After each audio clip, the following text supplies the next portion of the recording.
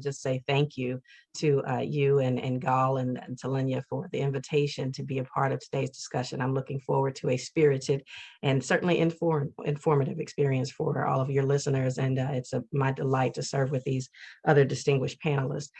We actually have an approach that we utilize in working with our clients, and we actually call it the AAA approach. It's interesting. Tamika has the 3 I's.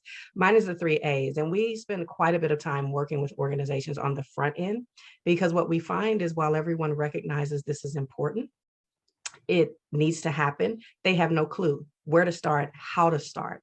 And a lot of what stalls most organizations with making progress and ultimately puts them in the position of where they are displaying performative diversity as opposed to real results. They give the appearance that they're committed, that they have statements and policies, but there's no weight behind them. There's no meat behind them. Tamika talks about the investment of resources. It's critical. One of the things that we encourage our folks to do is start at the very beginning, that first A being awareness. You got to be clear about who you are as an organization, and also accept and acknowledge the missteps that you've been making all along. When it comes to human resources, it's critical for HR to take a step back, whether they're fully assigned the responsibility of overseeing DEI or not.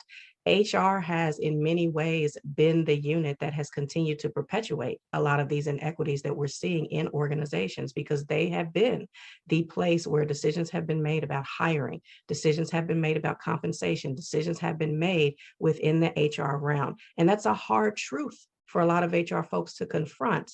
But the reality is, when we work with our clients, that's what we're all about, is truth telling, confronting, and conquering the isms that threaten both our humanity and bottom line, whether intentional or not. So we encourage our organizations to be honest and candid about what they have in place systemically that has continued to perpetuate the issues that require a further commitment and more progress around diversity, equity, and inclusion. So when you're looking at all of your processes specific to sourcing, where do you go to look for candidates? Are you just waiting for folks to come to you, or are you depending on your employees, especially if you have a homogeneous representation within your workforce? If you have leaders and there's no people of color that are on your leadership team, if you're depending on your employees to send you good candidates, then you're going to continue to get what you've always gotten. So let's be honest about how intentional are we about going out looking for the diversity that we know we need to have within our organizations. Let's be clear about who we say we are, the promises that we make to folks when they come into our organizations to begin working, and how much integrity do we exercise around maintaining and keeping those promises so that everyone is having the experience that we promise to offer as an employer, regardless of who they are, where they come from. That is what gets you to that place of really understanding, are you serious about making a commitment to diversity, equity, and inclusion? Where are some of those places where you have opportunities to improve?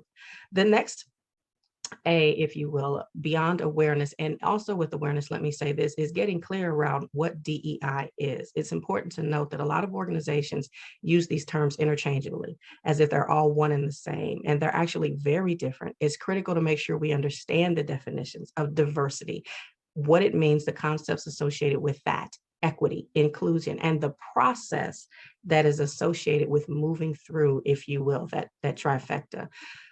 That's the clarity that's necessary around awareness. When it comes to authenticity, authenticity speaks to your capacity as an organization to really address this. Tamika mentioned earlier, it's important that we don't place the responsibility for DEI on one person.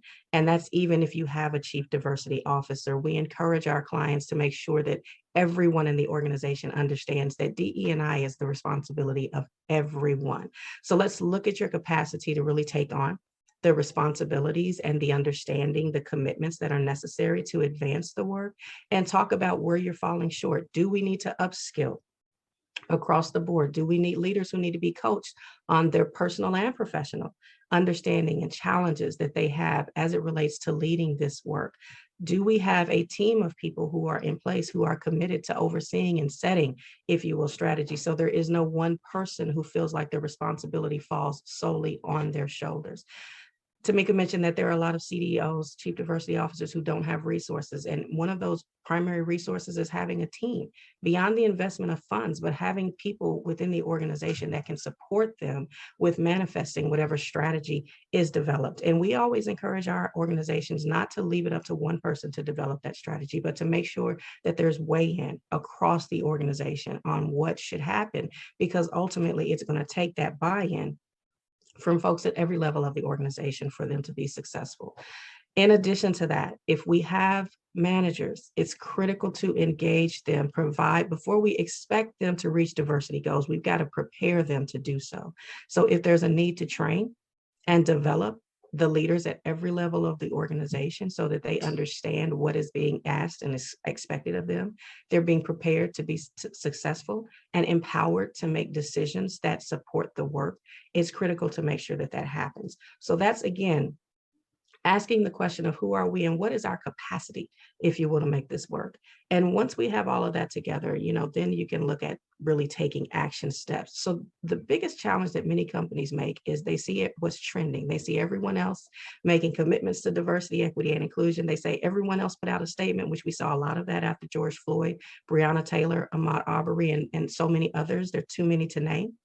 Everyone put out a statement. We have yet 2 years later to really see the progress that needs to be made so that those statements are coming to fruition within not just the organization's perspective of what's happening in its culture, but in the lives of the people who are affected by these organizations.